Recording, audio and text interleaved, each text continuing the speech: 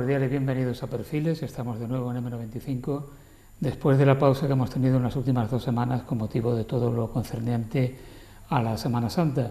Semana Santa espléndida que afortunadamente, después de la incertidumbre todos los días con la lluvia, pues los desfiles procesionales pudieron salir con alguna modificación en alguna cofradía, pero afortunadamente los titulares salieron a la calle al encuentro con la ciudadanía, con el pueblo de Marbella, que espera esa salida de año en año. Bueno, pues mucho de Semana Santa, mucho de cofradías, sabe y ha vivido a lo largo de su vida y lo que le queda por vivir todavía nuestro invitado de hoy. Una persona polifacética, diría yo, que de su tarea profesional como funcionario del ayuntamiento especializado en urbanismo se jubiló hace ya bastante tiempo, pero no para porque está siempre metido en una y mil empresas, sobre todo de carácter solidario. Él es Antonio Belón Cantos. Antonio, bienvenido. Buenas tardes y gracias por invitarme, Paco. Gracias a ti por hacer un hueco siempre. Eso siempre es dificilillo, pero para ti siempre hay que buscarlo. Te lo agradezco. Antonio, ¿lo de la edad es un secreto de sumario? ¿Qué va? Acabo de cumplir 76 años y ya está. Y la gente me dice que me está engañando. No, son 76, punto, lo que son. Lo que pasa es que como te mantienes activo... Hombre, es que cuando la gente me dice, ¿hoy cómo te conserva? Digo, es que vivo en la ciudad de la eterna juventud. Venirse a vivir a Marbella y sabréis qué bien se conserva uno. Pues no es mal reclamo, la ciudad de la eterna juventud. Marbella de tu infancia, ¿cómo era aquella Marbella de los años 40? Pues está claro que es muy distinto. Hay que tener en cuenta esa Plaza de los Naranjos. Se ponen los árboles el año 43, los naranjos de la plaza, que es cuando yo nazco. Entonces yo muchas veces miro a los naranjos, digo, si somos como las plantas y esta planta está viva, que la sembraron el mismo día que yo nací, pues está claro que todavía parece que me quedan años. Bueno, y se sembró por orden de tu tío. Sí, mi tío y padrino, Enrique Belón, siendo alcalde de la ciudad, cambió las palmeras que existían en el centro de la plaza por esas naranjos alrededor de la plaza que hoy existen. Y allí además también nací yo, en la Plaza de los Naranjos, esquina lo que hoy es Fernando Alcalá, y escuchando por las noches el murmullo del agua de la fuente de la plaza, que caía no como hoy con el motor que le impulsa para que el agua se recicle, sino el agua que venía de los manantiales y caía constantemente allí y servía para que la gente llegaran con su caña, la pusieran en la parte superior de donde salían las aguas por los 4 caños y recogían en sus cántaros las aguas para llevárselas a la casa, puesto que no todas las casas tenían el servicio domiciliario de agua. Interesante. Tú naces como los marballeros ilustres en la Plaza de los Naranjos, donde nació el general López Domínguez también. Eso me han dicho. Que llegó a presidente del gobierno. No yo. Bueno, ya. Y Rogelio Vigil de Quiñones nació pues allí prácticamente también, al lado. Claro, Paco, es que como es un libro abierto, pues sabe más cosas que hasta yo. No, hombre. Siendo más joven. Y además llevas toda tu vida vinculado a ese ámbito urbano, porque después, que hablaremos dentro de un ratito, viene el tema de la Cofradía del Cristo del Amor, y parte de tu vida está vinculada precisamente a esa plaza y a esa ermita de Santiago que hay allí. Pero antes de esto, tu padre era Juan Belón. ¿Quién era Juan Belón? Pues mira, un maestro de vocación, como pocos de los que hay hoy día, que se daba a sus alumnos y miraba incluso las necesidades de sus alumnos, a tal punto que viendo que los alumnos pues venían descalzos a la escuela y algunos venían con el jersey roto, a hilacha, pues entonces hizo un ropero escolar buscando por donde podía el que dieran dinero para sus niños, y logró pues bueno que todos los años en Navidad pues les daban sus alpargatas, su jersey, y cuando llegaba la hora de la primera comunión, pues mi madre en la casa cogía y le hacía a todos por igual, pues los vestidos blancos, la camisa blanca, el pantalón blanco, para que fueran todos iguales a hacer la primera comunión. Era un maestro de vocación que disfrutaba con la escuela, hasta el punto que de lo que vivía lógicamente era del negocio que teníamos en la Plaza de los Naranjos, que era joyería, relojería y toda clase de muebles. Era la pequeña galería Preciado de Marbella, porque atendía a todo y toda clase de artículos.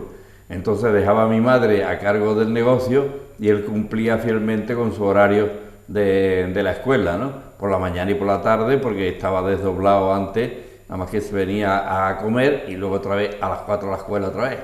Bueno, aquella escuela era la Escuela de Orientación Marítima del Pósito de Pescadores. Efectivamente, hoy no la tenemos porque en su lugar, pues bueno, ha crecido, allí está ahora lo que es el Club Náutico, parte del Club Náutico y todo ese paseo marítimo, y pues en aquella escuela estaba tan adentrada en el mar de aquella época, en la orilla de aquella época, que cuando venían temporales, pues el agua daba la vuelta a la escuela y nosotros por la ventana veíamos como el agua chocaba contra las ventanas, las pequeñas olillas que había, y había que salir, para salir de la escuela muchas veces, pues se mojaba uno los pies.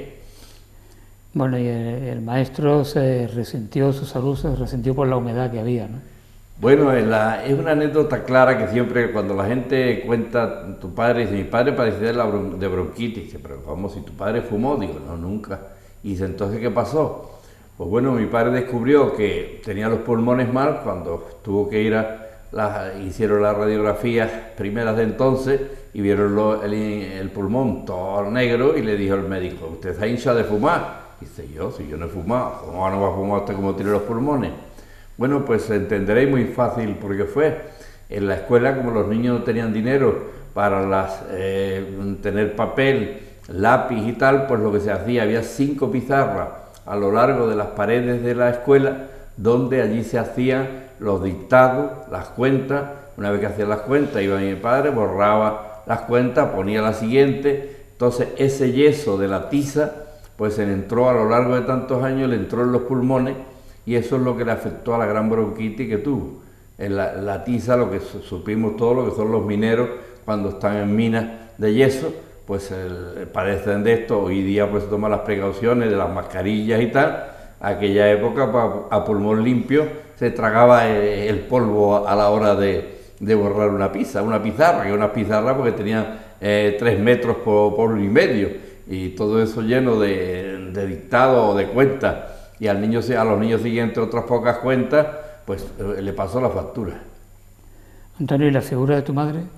La figura de mi madre fue una mujer amante de su marido y a disposición de él, y que no iba a ningún sitio sin su marido como era antiguamente, y una negocianta que se acostumbró pues a llevar el negocio de abajo, que vendíamos pues a plazo, porque en aquella época quién se podía comprar una cadena, un reloj, una joya, así pegando al tuntún.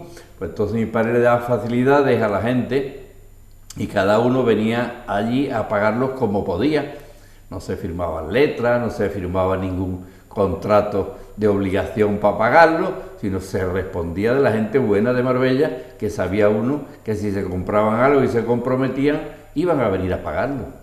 Entonces, qué diferencia de tiempos, ¿verdad? Sí, porque en esos tiempos la palabra era un contrato. Totalmente. Un contrato que se respetaba. Pero además un contrato incluso a gentes humildes, ¿no? La palabra estaba por encima de todo. Sabía que si se comprometían a algo es porque podían hacerlo.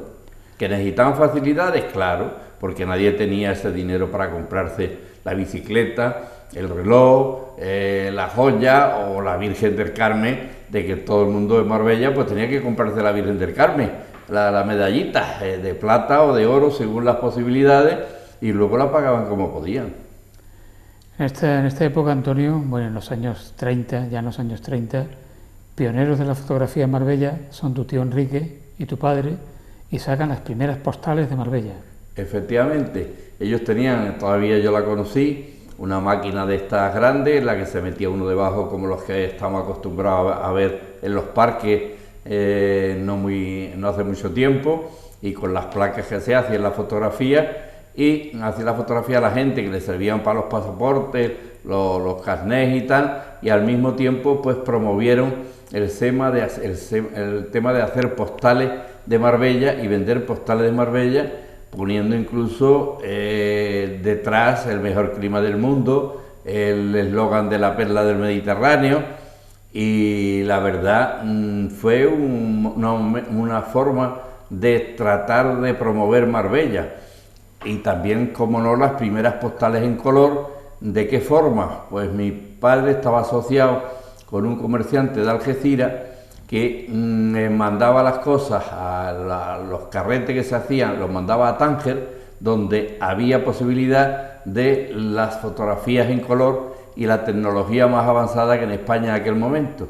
Y a través de Portillo y de tal se enviaban las cosas, incluso los extranjeros que venían con sus máquinas en color y querían llevarse las fotos en color. Aquí no había forma en España de hacerlo, y entonces pues, organizó esa forma de hacerlo, y los extranjeros se llevaban sus fotos en color a sus países antes de irse de vacaciones, porque a quien no se lleva el carrete, luego el carrete está mal y todas tus vacaciones se han ido a tomar por saco. Muchas de las fotografías que tu tío Enrique hacía de actualidad se publicaban en el ABC de Madrid, era corresponsal del ABC. Sí, él tenía como su amor a Marbella. Lógicamente se vio luego cuando lo nombran alcalde, él siempre trataba de promover Marbella y de que mejorara porque era bueno para todos, ¿no? Y con sus conexiones, pues pensó que siendo corresponsal de un periódico como ABC en aquel momento, pues iba a poder tener más propaganda Marbella, ¿no? De hecho, fue el primer director de banco que tuvo Marbella, trayéndose a Marbella a la Plaza de los Naranjos, la primera sede que tuvo el Monte de Piedad y Caja de Ahorro de Ronda, por su amistad con don Juan, el dueño o el director general de Unicaja, o sea, de lo que era entonces Monte de Piedad y Caja de Ahorro de Ronda, porque empezó en Ronda y que luego hoy es Unicaja, ¿no? Entonces fue el primer director con la sede allí debajo de la casa de donde yo dormía. Allí fue el primer sitio donde se puso este banco. Y poca gente sabe porque no estuvo mucho tiempo hasta que se edificó la primera sede en Ricardo Soriano, donde hoy está el edificio, y antes había un edificio pequeñito de 2 plantas. Tú has tenido un hermano y una hermana, ¿no? Efectivamente. ¿Tu hermano Juan que falleció? Mi hermano Juan falleció a los 52 años con un infarto, y mi hermana que existe todavía. Entonces de mi hermana pues ya tenemos unos pocos de nietos y yo tengo 4 nietos, o sea que hemos multiplicado a los marbelleros. Claro, has contribuido a... He contribuido a que la población vaya para arriba y no para abajo, como está viendo en estos tiempos, con tanto pensar en los abortos y en la interrupción de los embarazos y en ser un comodón de no tener que criar niños. Bueno, hoy día hay mucha gente que no está dispuesta a comprometerse a criar hijos. Efectivamente. También es verdad que las circunstancias no son fáciles muchas veces, ni para hacer frente económicamente, ni habitacionalmente, ni nada. Si ya vemos la causa, está clarísimo que tiene mucha culpa el gobierno, porque de pasar de una época en que la familia numerosa se incentivaba y se le daban premios de otras clases y estudios y todo el tema, luego se cortó con el tema de la familia numerosa y bueno, pues a la gente le cuesta mucho trabajo sacar adelante a los nietos. Entonces ahora está en época electoral que estamos viendo cómo los partidos pues están hablando de ese tema y se está hablando cómo se va a incentivar para la creación de la familia numerosa con 3 miembros, claro, y cómo se le van a dar cosas, porque se están dando cuenta que es necesario aumentar la población. Lo que pasa es que como ya estamos en día de reflexión no podemos hablar de política. No, reflexión mañana. Bueno, pero hoy todavía hasta las 12 de la noche hoy podemos... Pero como este programa lo dan otro día. No, se emite también el sábado y se emite también el domingo. Vale, perdón. Debemos ser comedidos en ese sentido, ¿no? Pero está bien lo que has dicho. Está claro. Lo que has dicho es una realidad. No he dicho qué partido. Claro, exactamente. Nada más que lo que debe ser. No has pedido el voto para ningún partido. Antonio, ¿a qué escuela es la primera que vas aparte de la de tu padre? Pues la escuela de mi padre, o sea, la primera escuela que yo piso, donde yo me enseño a leer y a escribir, fue la escuela de mi padre. O sea, yo iba de la manita de papá a la playa todos los días, donde yo allí aprendí con los niños de Marbella a escribir y a leer. Ya después, más tarde, pues ya cuando empieza el bachillerato, se tiran uno para un lado para otro, pero la enseñanza de primaria la hice allí en la escuela. ¿Y el bachillerato? Y el bachillerato lo hice en el Colegio San Estanislao de Cosca de Málaga con los jesuitas, en Málaga. Hice el bachillerato. Tuviste una educación religiosa que para nada te perjudicó, sino todo lo contrario. Efectivamente. O sea, las buenas formas, la moral, pues nos las enseñaron desde pequeñito, fue una continuación de la casa, que eso es muy importante, lo vemos con los alumnos muchas veces, que tienen una educación en centros religiosos como puede ser el Bocanegra o puede ser el Ángel, y desgraciadamente por no tener en Marbella hasta ahora un instituto que pueda seguir la misma línea de educación, cuando los niños se van al instituto normal, los padres, yo que pertenezco a los colegios en el tema, vemos como los padres piden a voces cuando va a haber un instituto, porque se dan cuenta que cuando los niños salen del colegio Bocanegra o del Ángel, cambian totalmente cuando se meten en los institutos, porque no están dando con otra serie de amigos que no tienen la misma base y la misma educación que ellos. De la misma fundación, de la Fundación Victoria, pueden ingresar en el bachillerato en el San Juan 23 de Estepona. Efectivamente, gracias a Dios a empezar, no es Marbella, pero sí hay una posibilidad. Estepona, y están tratando con autobuses y tal, pueden desplazar la gente hacia allí. Y además las instalaciones, yo les invito a que la visiten, son magníficas. Cuando llega el momento de emprender estudios superiores, ¿por qué te decides por la arquitectura técnica, lo que entonces se llamaba aparejador? Bueno, primero ten en cuenta que lo que hago es maestro nacional. Magisterio, sí. O sea, mi padre, como era costumbre en aquellas fechas, no, tú tienes que estudiar maestro, pues yo estudié maestro, tú tienes que estudiar maestro, tú sabes cómo eran los amantes tanto de la enseñanza, quiso que yo siguiera las mismas temas. Bueno, vamos a estudiar magisterio. ¿Y cómo estudié magisterio? Pues por libre. Yo ayudaba a mi padre en el negocio durante el día y compatibilizaba las clases particulares, preparándome con don José M. Rivera, que nos daba clases particulares para prepararnos para ir a la normal de Málaga y hacer los exámenes en Málaga. Entonces, cuando ya termino el magisterio, pues yo le digo a mi padre: papá, ahora puedo estudiar la carrera que yo quiera.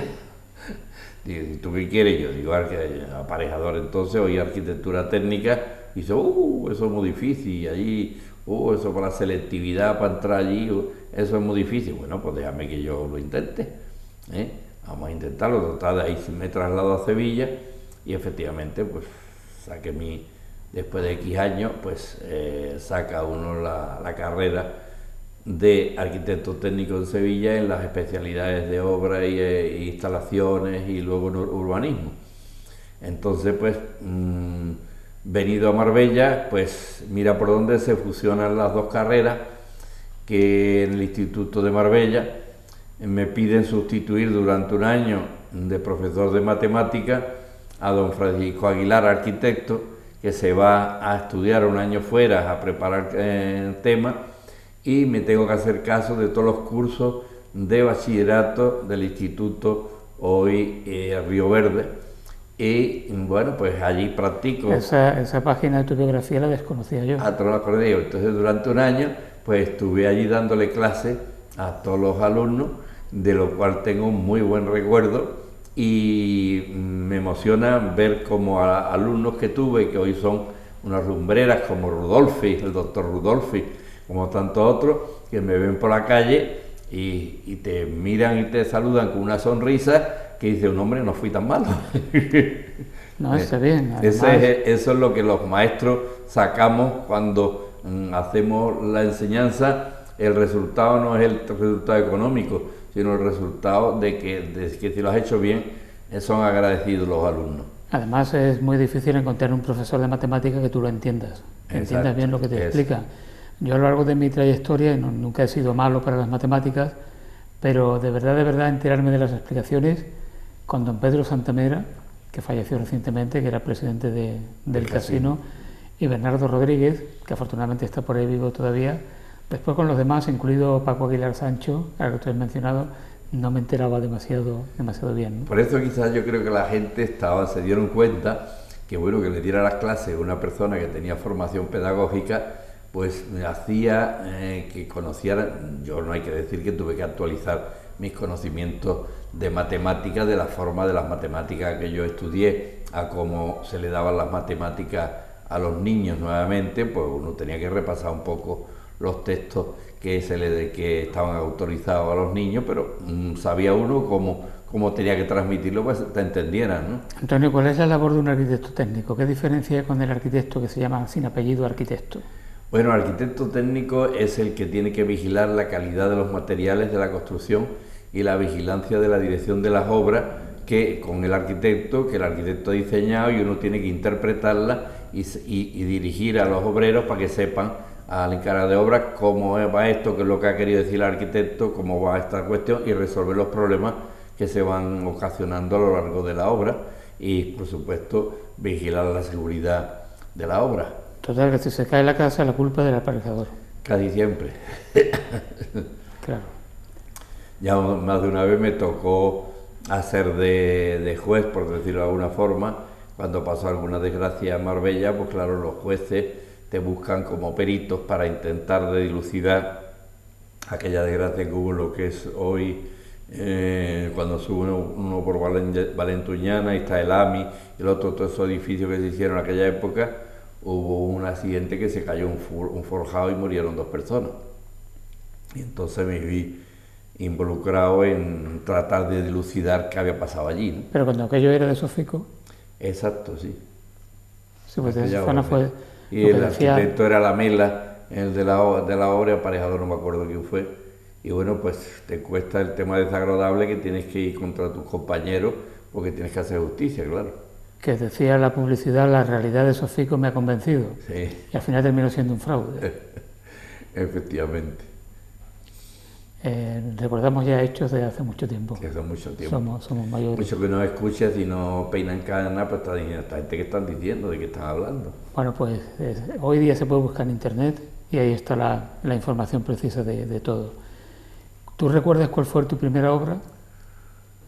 Uy, qué difícil, porque ten en cuenta cuando yo aterrizo en Marbella con las obras terminadas, como pasa siempre, mi primera obra no me la da un pariente, ni un primo, ni un tema, sino los extranjeros son los primeros que confían en ti y empieza uno a dirigir obras de extranjeros a habitar la cosa, de chalés y tal. Entonces cuando ve que uno funciona y que las casas no se caen, y que las casas mejoran, y tengo la anécdota que bueno, cuando uno empieza a visitar mis obras y la visitaba muy frecuente, la albañil decía, pero otra vez está usted aquí.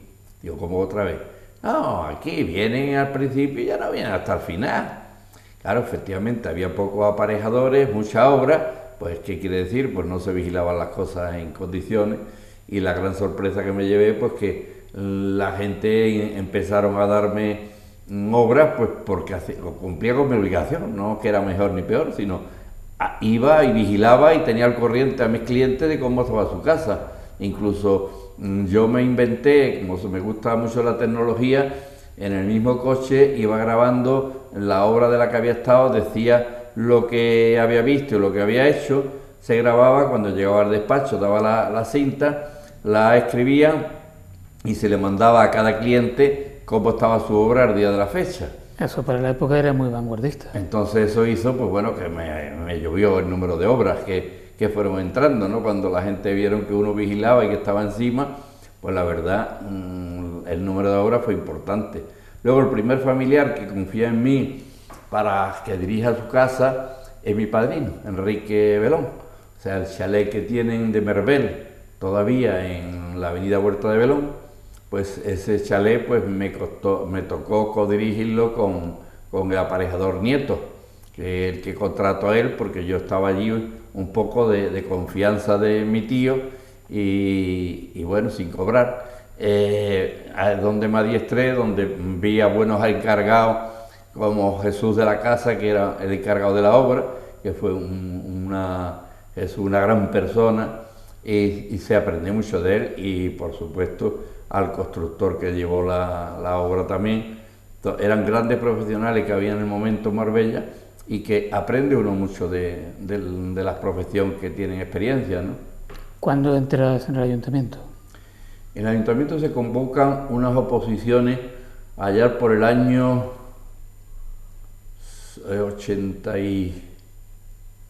68, ¿no? Sí, 68, 69, recién aprobado el antiguo Plan General de Ordenación.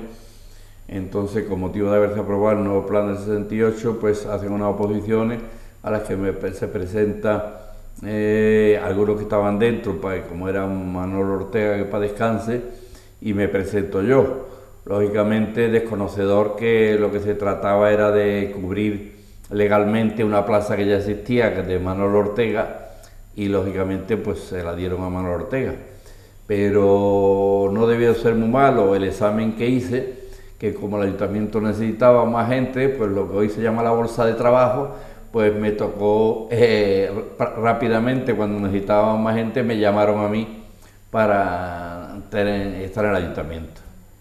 Y hasta la jubilación. Estuviste en el ayuntamiento en época de la dictadura, con el alcalde Paco Cantos, estuviste después toda la transición y llegaste hasta los años 90. Efectivamente. Bueno, hasta los años 90, hasta los años hasta, 2000. Vamos, hace exactamente 11 años que me jubilé, ¿no? ¿Cómo fue la evolución? ¿Cómo notaste tú esa evolución dentro del ayuntamiento? Bueno, la verdad, hay anécdotas muy graciosas que siempre recuerdo yo. Cuando alguien me dice que recién entra al ayuntamiento, estábamos en la Plaza de los Naranjos, en la última planta es donde estaba la oficina técnica, teníamos de arquitecto a don Luis Lorenzo Blanc, y yo pues bueno, tenía que pasar para ir a mi despacho, que estaba al fondo allí, en lo que se le ganó al edificio de al lado, de la cárcel y tal. Pues había un señor que era un teniente retirado, que era el administrativo que teníamos en la planta, y yo pasaba por delante de él y decía, cada vez que pasaba decía algo que yo no entendía, hasta que un día ya tomé y decía, cada vez que paso por su lado, corriendo con esto y otro, me dice usted algo, pero no lo entiendo. Sí, yo lo que te digo es ya parará. Y dice, ¿por qué? Y dice, hombre, pues para qué te va a comer el mundo, y aquí todo lo después se afloja, y ya cuando está fijo y está, eso ya lo afloja el tema. Entonces la anécdota del ya parará me hizo mucha gracia, y la verdad fue un aliciente que alguien que estaba allí te concibiera de que efectivamente estabas cumpliendo con tu obligación, ¿no? Antonio, tú viviste personalmente una anécdota que se ha contado algunas veces de cuando Franco vino a inaugurar Incosol y vio las torres de Río Real. ¿Y qué fue lo que pasó?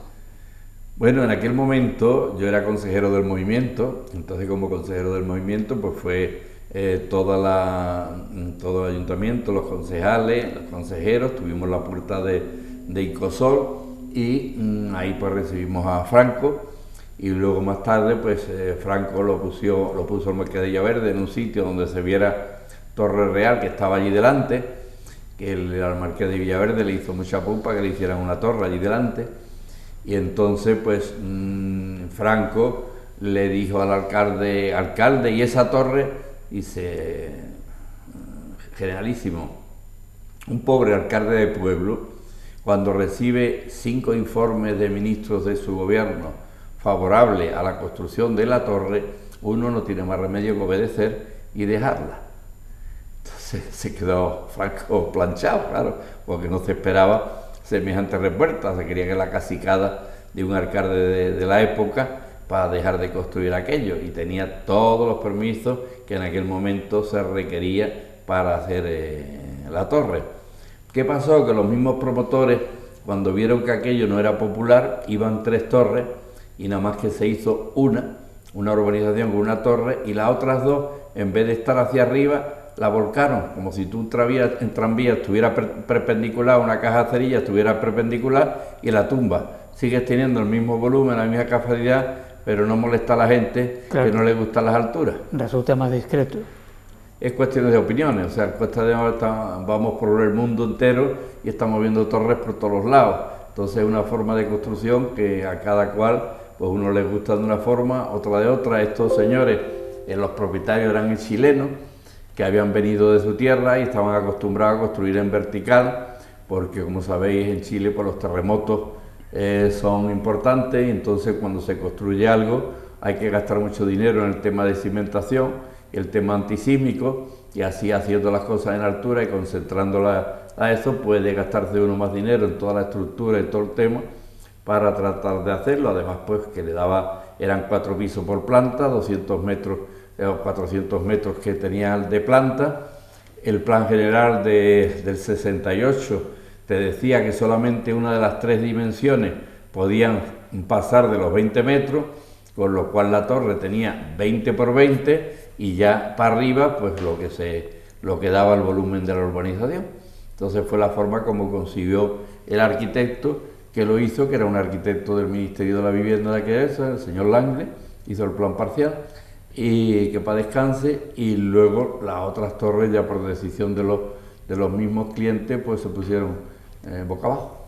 Bueno, después de llevar toda la vida vinculado con la Semana Santa, habiendo hecho como cofrade absolutamente de todo, desde cofrade de fila hasta presidente de la agrupación de hermandades y cofradías, hermano mayor del Cristo del Amor en varias ocasiones, lo es todavía, pero ya ha anunciado Antonio Verón que se retira definitivamente de todo cargo, que seguirá siendo hermano de base. Hay cierto escepticismo al respecto, dice, no, Antonio volverá, regresará en algún momento, pero bueno, tú dices que no. No, yo digo que las antiguas tribus inventaron el Consejo de Ancianos, donde los que mandaban podía hacer otro, pero el Consejo de Ancianos estaba ahí pendiente que las cosas siguieran funcionando y no se fueran, la labor que se había hecho no se fuera por ahí. Entonces, precisamente hoy, esta noche, tenemos la reunión de la Junta Directiva después de celebrar el 71 aniversario de la fundación de la cofradía, pues vamos a tomar acuerdo en la Junta Directiva de convocar las elecciones para la elección del nuevo hermano mayor. Entonces, de lo que hay alrededor hasta ahora mismo, pues bueno, está el que ahora es teniente hermano mayor conmigo, que es Manolo Gómez Gutiérrez, que es también profesor, maestro, tiene también los cursos de teología, como tú sabes que ahora la Iglesia trata de cuando va a ser algún hermano mayor o algún directivo importante, conozca la regla del juego, porque no en vano somos asociaciones religiosas y que lo menos que podemos conocer son las reglas de la asociación a la que pertenecemos, ¿no?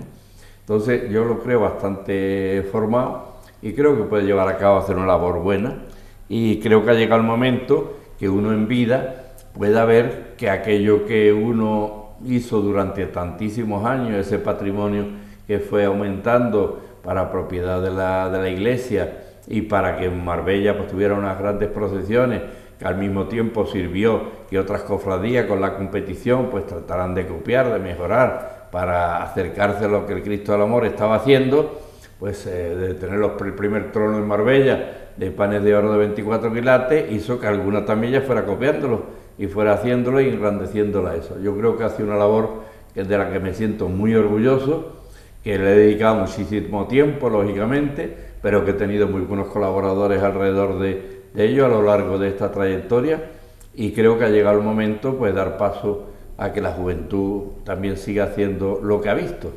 Para tomar el relevo y para ser hermano mayor y tener la responsabilidad de una cofradía, la gente no se da empujones precisamente, no sobra gente, ¿no? Desgraciadamente, por eso es por lo que uno trata muchas veces tanto tiempo en una cofradía, porque encontrar a alguien que quiera continuar una labor sin cobrar nada, dedicándole mucho tiempo, porque la gente se cree que la cofradía nada más que los días de Semana Santa. La cofradía está uno liado todo el año, y más ahora que estamos tan unidos con el tema de la agrupación que intentamos todos asistir a los actos de los demás, por lo cual tiene una agenda que menos mal que inventaron los teléfonos donde apunta uno el tiempo de cada cosa y cada sitio, porque si no es que no llega, no hay forma. Entonces yo creo que cuando uno encuentra a alguien que puede continuar la labor, pues hay que aprovechar ese momento. Es muy importante a la hora de que una Semana Santa cofrade salga bien, sea brillante, la gente esté ilusionada, contar con un consiliario que esté a la altura, ¿no? En este caso parece que hemos dado en la diana. Sí, efectivamente, cuando nosotros en Marbella tuvimos la suerte que cuando vino don José ya venía bregado en temas de cofradía. Había estado antes en Vélez Málaga, que es una ciudad también volcada con la cofradía, incluso tiene su museo cofrade. Luego Estepona también, donde las cofradías funcionan, no tan numerosas como en Marbella, pero también. Y lógicamente dar con un sacerdote que conozca el mundo cofrade. Vamos, de hecho, yo quiero recordar haber ido cuando era don Manuel, el cura de la Campana, era el vicario arcipreste de la zona, de haber ido como cofrade o como hermano mayor allí a unos cursillos que nos daban de formación de cofrade, y precisamente venía don José a esos cursillos a dar clase, que es donde yo lo conocí en las primeras, que dijimos, hombre, por fin la Iglesia nos va a dar charlas de cómo tenemos que hacer y cómo podemos hacer, porque durante muchos años estuvimos dejados de la mano de Dios, y la falta de infraestructura, la falta de conocimiento, las cofradías seguían casi por libre andando, y no se daban muy cuenta de que estábamos perteneciendo a la Iglesia Católica y que por tanto las normas no eran las que uno quisiera tener, sino que había que regularizar. De hecho, pues hasta muchas cofradías están dando muchísimo tiempo sin tener sus estatutos, sus reglas. Hoy día ya eso es impensable. Hoy día ya pues tienen los estatutos, se aprueban los presupuestos, se mandan los presupuestos al obispado, se manda a Hacienda, todas las cosas están regularizadas, como tiene que ser, claro. Otra faceta tuya, la de Rotario. El Rotary y Antonio Belón son persona e institución asociada. Bueno, fui parte de el único que queda con vida de fundador del Rotary de Marbella hace 40 años. De hecho, pues este año me lo han reconocido en una asamblea que tuvimos en Valencia.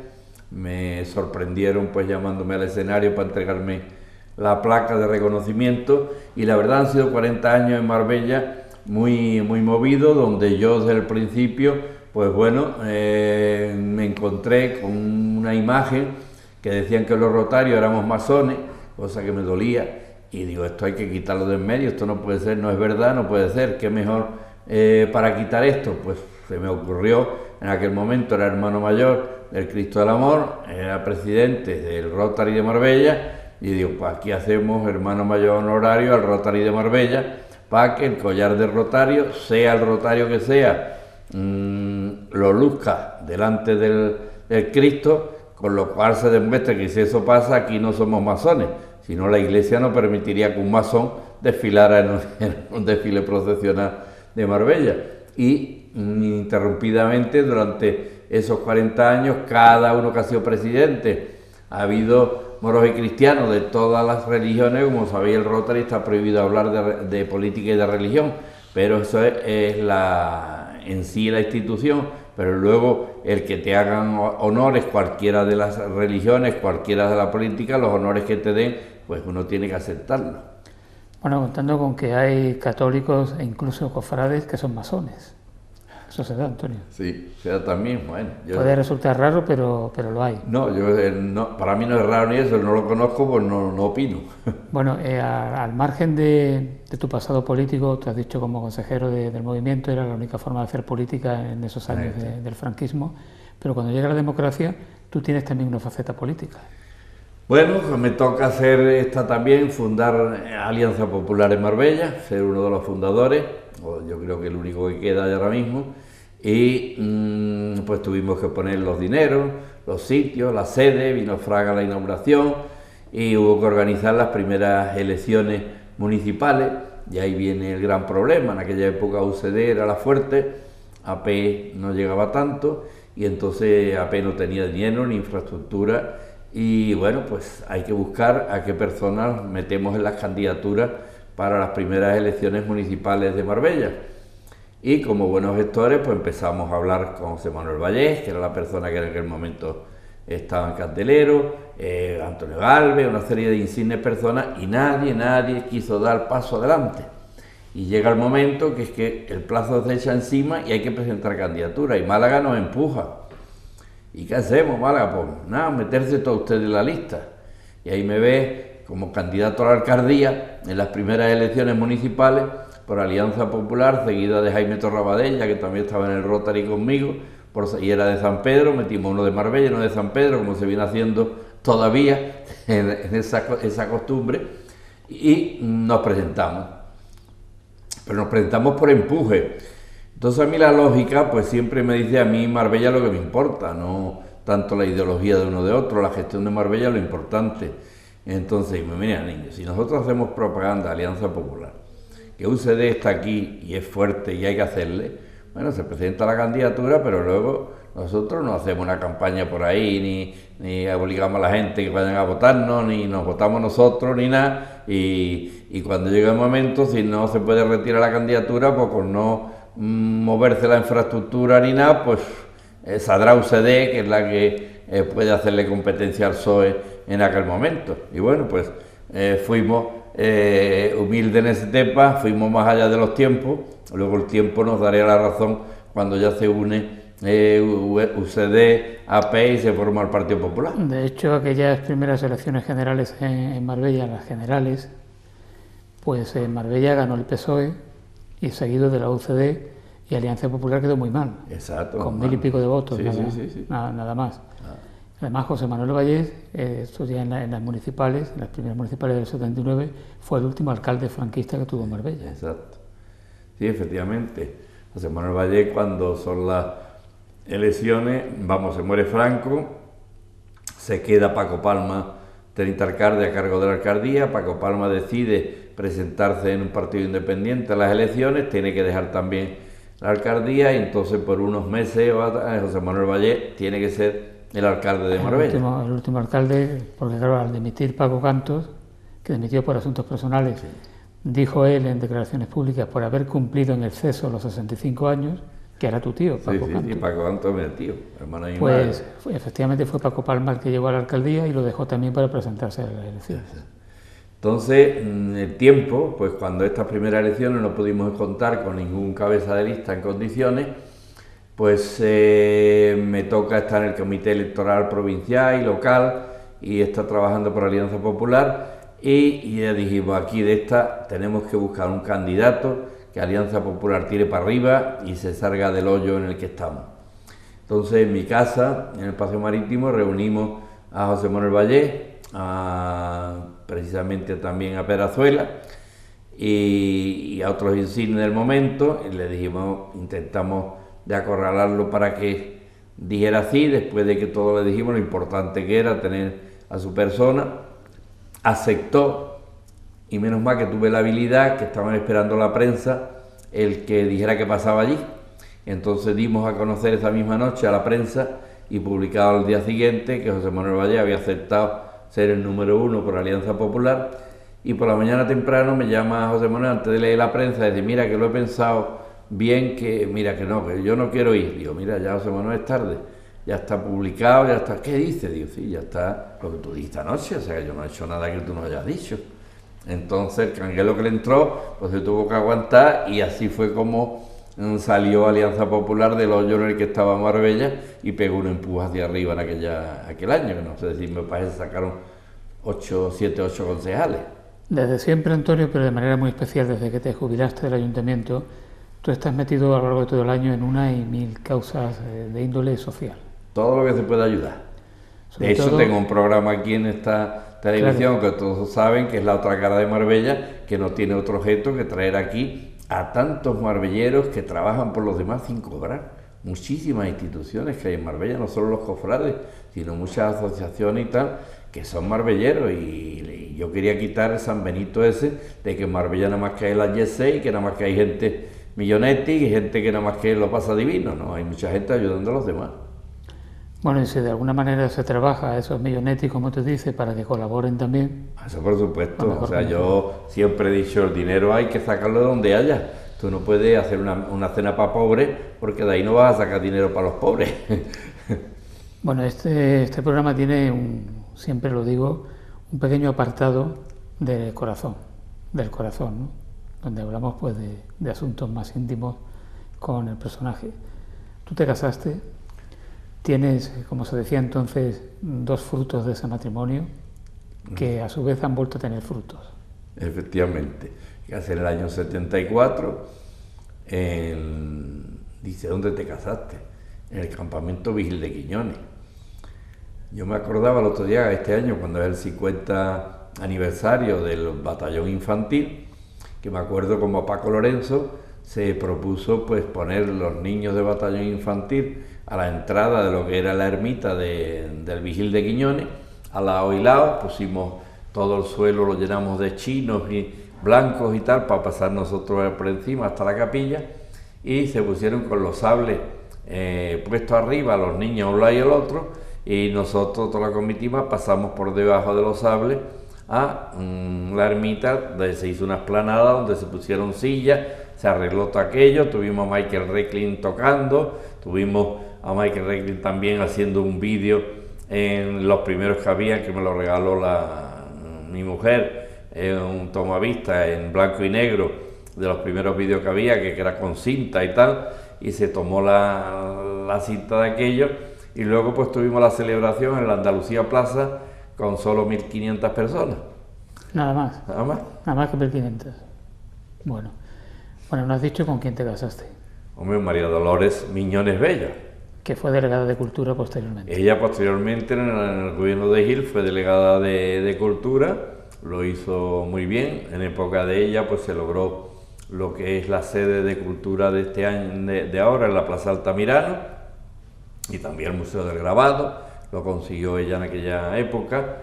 Sus relaciones sociales pues ayudaron mucho a captar muchas cosas, muchos sponsors para Marbella, en organizaciones que se hacían en el Teatro de Marbella, que el Teatro de Marbella también se hizo en su época como concejala, y la verdad lograba que en Marbella hubiera muchas exhibiciones teatrales sponsorizadas con gente que tenía dinero, porque el ayuntamiento a lo mejor no podía pagar tanto tema para que fuera muy barato las entradas y pudiéramos tener grandes obras teatrales en Marbella. De hecho, con la Fundación Banús, que ya se llevó muy bien durante mucho tiempo con Cándido, que en paz descanse, pues se trajeron y se organizaron todos los años que hacer la semana de ópera de esa del verano, que fue un gran acontecimiento social y turístico para Marbella.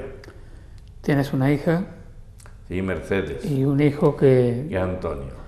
Que decidió dedicarse al cine. El hijo se licenció en imagen y sonido, entonces pues está detrás de las cámaras, unas veces como director de fotografía, otras veces solamente como cámara, y donde quiera que lo llaman, allá va. De hecho, pues bueno, él estuvo en el equipo que el Laberinto del Fauno le dieron el Oscar de Hollywood, y él formaba parte del equipo de fotografía que le dieron el Oscar. Él es muy modesto, no como yo, que presumo no más que de todo lo bueno, y el yo. Es más modesto en estas cosas. No, ¿para qué presumir de lo malo? Hay que presumir de lo bueno, ¿no? Y entonces, pues bueno, pero es un gran profesional en lo suyo. De hecho, lo llama el Coppola de Marrakech, y de tráete para acá todos los temas, que vamos a hacer un lanzamiento de Mercedes, de esto, de lo otro, para hacer cualquier sponsor publicitario, que a los que tienen esta carrera, a los que le dejan más dinero, porque las películas parece ser que te da lo comido por lo servido, y tiene que trabajar muchas horas en el tema, ¿no? Es una profesión, pero claro, como una profesión que no le cubre el sustento diario, pues yo lo que hice es meterlo en mi oficina Consultoría Belón, tanto a mi hija como a mi hijo, que están trabajando conmigo. Lo enseñé todo lo que yo sé, y la oficina se sigue dedicando a informaciones urbanísticas, a tasaciones, y siguen haciendo las cosas que el padre hacía. ¿Y tú estás como el Consejo de Ancianos que decías antes? Sí, yo decidí que si tenía que trabajar, pues me tenía que dar de alta, y entonces me jubilé y me di de alta como empresario, lógicamente, pagando las cuotas, esas cosas tontas que hay, que te obligan después de haberte jubilado, haber pagado toda tu vida, la seguridad social y todo el tema. Ahora, cuando vuelves a trabajar, tienes que volver a estar pagando, ¿eh? Bueno, son las normas que hay ahora. Espero que alguno piense un poco que si se jubila uno a los 65, te queda todavía mucho gas por dar a la ciudad, y también debes seguir trabajando. Bueno, final a la página rosa. ¿Y ahora tu corazón ocupado? Ahora mi corazón está ocupado en todos los temas benéficos habido y por haber. O sea, yo desde que salí del ayuntamiento, me jubilé, mis hijos me decían: ¿ahora qué vas a hacer, chiquillo? Si tú no juegas al hall, no tienes un vicio, no tienes un tema. Digo, nada más que hay que ampliar. Estoy en las cofradías, en el Rotary, en Cáritas, que me metieron a organizar el bazar de Cáritas que tenemos en Navidad. Y es que me tienen ya ocupado todos los momentos, no hay más momentos. Entonces yo soy muy feliz haciéndole el bien a los demás y viendo que da su resultado, ¿no? Tanto la operación que hicimos cuando nos regalaron las cosas del Don Miguel, que dejó un buen dinero para Cáritas, como esta última del Incosol, que también nos dieron todos los enseres de dentro y que todavía estamos vendiendo, y que ahora hemos hecho un tema de saldo de mitad de precio todo lo que teníamos para tratar de salir de tantísima mercancía. pues con eso se ha ayudado a muchas instituciones de la provincia, se ha ayudado al Bazar de Cáritas, que como sabéis el dinero va para las 7 Cáritas de Marbella, y la verdad es una satisfacción muy grande ver tanta gente positiva de Marbella, voluntariado, como mi segundo de a bordo Manolo Tallefer, que precisamente en los premios estos de ciudadanos que dan mañana en el Teatro Ciudad de Marbella, pues está nominado justamente para recibir ese premio. Es una persona que no le gusta los honores, que no le gusta rezar, que está siempre detrás mía en la trastienda y me manda a mí a que sea el figurín con la prensa y con los medios de comunicación, pero es un trabajador con más edad que yo y currando de una forma y un orgullo que nos sentimos totalmente satisfechos con el equipo que tenemos. Hay quien cree, Antonio, que tú tienes en Marbella una avenida, la avenida Antonio Belón. Bueno, es el desconocimiento, pero no eres tú. Parte soy yo el culpable, en el comprender que cuando yo tenía 15 años, yo me paseaba por esa avenida en mi velomotor pequeñito. Entonces, pues venían los veraneantes, ahí lo que había eran chalés. Y las niñas de los chalés, pues la avenida se llamaba Antonio Belón, y Antonio Belón llegaba con su motito y decía, esta es mi avenida. Y como portéis más obeso de mi avenida que esto es mío. Entonces, ese ego que la juventud te da y el presumir ante las niñas guapas, pues bueno, de boca en boca la gente de Marbella pues no sabía que tuve un tío, hermano de mi padre y de mi tío Enrique, Antonio Belón, que lo mataron en la guerra civil, punto. No tenía más ideología que un militar que podía haber estado en un bando o en otro y lo mataron en Córdoba, ¿no? Y era el más joven de los tres hermanos, ¿no? Entonces le pusieron el nombre a la calle. Entonces cuando ahora empieza con la memoria histórica, oye, mire usted, que memoria histórica no es ningún político, ninguno estaba cumpliendo con su obligación, le tocó en el bando que fuera a estar. Cuando empiezan a decir que hay que quitar este nombre, hay que quitar otro nombre. Entonces el nombre, como sabéis, no es costumbre muchas veces de poner el segundo apellido. Entonces si pone Antonio Belón, pues Antonio Belón puedo ser yo, no pone Lima detrás, aunque esté frente a la residencia Lima. Bueno, estamos terminando, tendríamos un poco más de tiempo, pero como Antonio hoy tiene un poco de prisa, vamos casi a terminar, pero me gustaría preguntarte, ¿qué crees tú que va a pasar con el PGO que nunca termina de llegar a Marbella y cuando llega se echa para atrás? Yo la verdad creo que es un momento histórico único para Marbella, que si tenemos en Marbella en el mismo color de partido que la Junta de Andalucía hay, es la primera vez que la Junta de Andalucía está gobernando PP en Ciudadanos y tal, y es la primera vez que puede haber alguna sintonía con la Junta, máxime que el director general de urbanismo nombrado la Junta ha estado director general de urbanismo en Marbella y conoce la problemática de Marbella, que es gorda. Entonces yo creo que si no se aprovecha esta coyuntura para sacar adelante un plan general, que es muy difícil, que tardará muchos años, que quien diga 2 años, 3 años está mintiendo. O sea que antes de 7 o 8 años no tendremos plan, con mi experiencia, y si lo tenemos, porque cada día es más complicado la redacción de un plan general, porque hay que cumplir con unas directrices europeas, hay que pensar que los jueces no te lo echen atrás por algún defecto de forma o historia, entonces hay que mirarse mucho la jurisprudencia de lo que va pasando en los juzgados para no meter la pata con lo mismo. Entonces, ahora está recientemente ya asignado el equipo redactor de los 3 que se han presentado, pues se lo han dado a uno de ellos, de Sevilla. Yo creo que es un equipo que está preparado, que tiene información del plan de Marbella, porque colaboró en algo en el plan de Marbella, y espero que seamos capaces de sacar un planeamiento. Yo tenía mis dudas, siempre lo he dicho, que prefiero hacer lo que hace Estepona. Estepona sigue con su plan antiguo y si viene una inversión importante, hace una modificación puntual de elementos de la zona, objeto de la inversión, y cambia aquella zona en función de la legalidad y del dinero que se va a invertir en aquella zona, y se va arreglando la ciudad así un poco con lo que va viniendo. ¿Por qué? Porque un plan, si se tarda 8 años en hacerlo, y cuando tú empiezas a hacerlo es cuando tú piensas cómo quieres que sea la ciudad y planificas cómo es la ciudad, contra más encorsete lo que escribe y lo que ponga, más difícil será llevarlo a cabo cuando el plan entre en vigor, porque habrán pasado toda esa teoría, toda esa hipótesis que tú te has puesto para hacer el plan, ya no será correcta. Pues Antonio, podríamos estar contigo unas cuantas horas hablando. De hecho, más adelante te llamaré otro día para tratar otras facetas de Marbella. Te agradezco que hayas venido. Muchas gracias, Paco. Gracias por tu labor en todos los ámbitos, ámbito social sobre todo, que eso es algo que hay que hacerlo. Todo aquello que es altruista hay que fomentarlo, sin duda. Nunca creí que iba a hablar tanto, pero Paco es un buen conductor, como dicen los sudamericanos, el conductor del programa, y sabe preguntar las preguntas que cuando te las hacen, si uno no tiene el Alzheimer todavía, pues uno puede decirla, claro. Estás pletórico, Antonio. Gracias por haber venido. Buenas tardes. Gracias a Marta Ortega y a Marta Vallés, que estuvieron detrás de las cámaras. La próxima semana queremos de nuevo regresar en Perfiles. Hasta entonces.